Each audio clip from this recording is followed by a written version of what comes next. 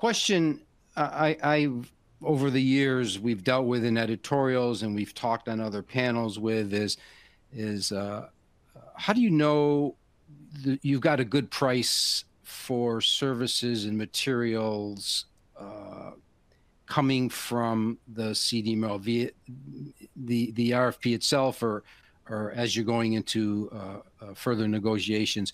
How can you judge whether the price is right? And if you have three or four prices and someone is higher and someone is lower, um, what's a good way to understand your pricing and the cost of working with a certain CDMO? Yeah. And you know, going out there and putting out a request for proposal or RFP is really one of two good ways. Again, the friend network. If and when you talk to your friends, you can say, hey, I happen to be looking for this kind of service, and the numbers I'm getting are X to X. And so, again, those people will know you well enough to say, oh, yeah, for that particular service, yeah, you're high, or no, that's about right.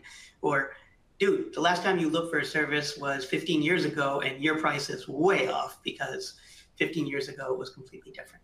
But if we just take the data set that comes from the RFP, hopefully you get N, and usually that N is between 3 and 5, because at some point it becomes a little bit too too much too difficult to manage all the pieces of information coming. First of all, you will ask for the information to be given to you in a certain way, and the CMO will never give it to you in the way that you ask for it.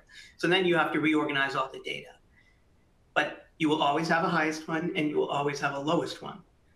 And what you need to see is, what does that distribution look like? And is your lowest one 50% lower than everyone else? Or is it just, everyone is between 90 and 110? And then you have to go down into those finer details. Company A is going to give me this, but company B is not going to give me that. And company C is going to give me some blend of that.